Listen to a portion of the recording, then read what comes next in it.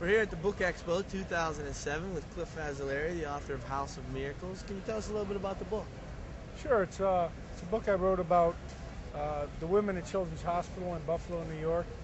And the motivation for the book was just wanting to say thank you to some of the doctors and the nurses and seeing some of the patient stories that happened there. It's really overwhelming place. I mean, it's just a beautiful place where a lot of life goes on, and people have no idea, you know, how much work they do there and life and death situations, you know. So now, I know you've written other books before. What were some particular, you just said about your motivation, what were some particular challenges you found writing this book?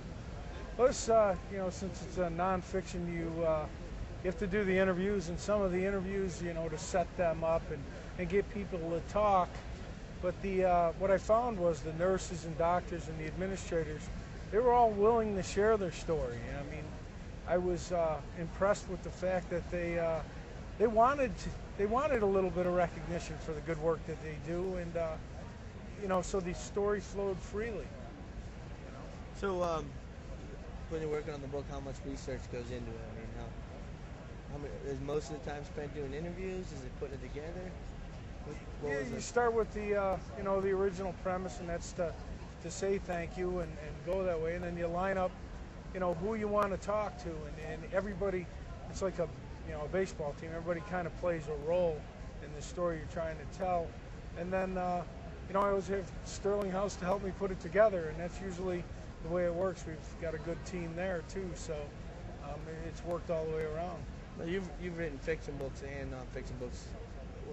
What are the unique differences that you find? I mean, is it harder for you one or the other? Yeah, I rather enjoy the fiction a little bit more. It's more freeing. This nonfiction, sometimes like writing a big long-term paper, but there's benefits to both, and both of them are unique challenges. But the fiction feels like you're playing a game and you're in control of the world. So I would rather do that, but I certainly see the benefit of the nonfiction. Now you have a new fiction book coming out this year too. Nobody's Home. Nobody's Tell us Home. A little bit about that one. Yeah, that was based on a true story. When I was growing up, there was basically a madman in town. He was a ticking time bomb that everybody knew something about, and he ended up, wiping out his whole family. And I mean, the Nobody's Home theme comes from the fact that there's one survivor in that family, and it's really a tragic story. But I saw the survivor in church one day, and that motivated me to write the story, because after all she had been through, she was still faithful and she was still willing to try, So that's what that story was about. And again, it's since I fictionalized it, that's where you have the control of the entire situation. It was fun to do. Now, for somebody that reads House of Miracles, what are you hoping they take away from the book?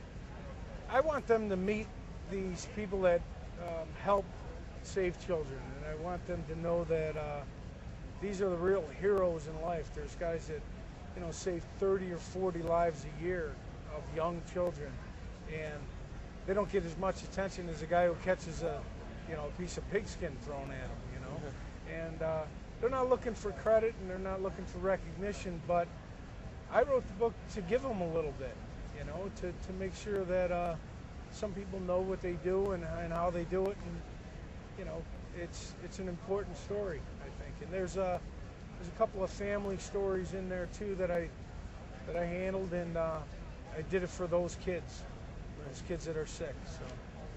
And then your son's one of the stories in the book, right? Yeah, I recapped. My son had a tumor, and he was treated there, and he's 100% healthy. So I recapped that whole story, which I had covered in Counting on a Miracle. And, it's just a lot of emotion writing about your own son being sick, Right. So you're enjoying the Book Expo this year? It's awesome every year. And I mean, New York City is, the place to be. So there's so much to do, and the lights are keeping me awake right now because I've been out since I got here, so. So for an interested reader who's looking to pick up House of Miracles, where do where's the book available? It's available at all major bookstores and independent bookstores and through SterlingHouse Publisher. And call toll free 1-888-542-BOOK. 1-888-542-BOOK. And I hope they do pick it up. Good book. Good story.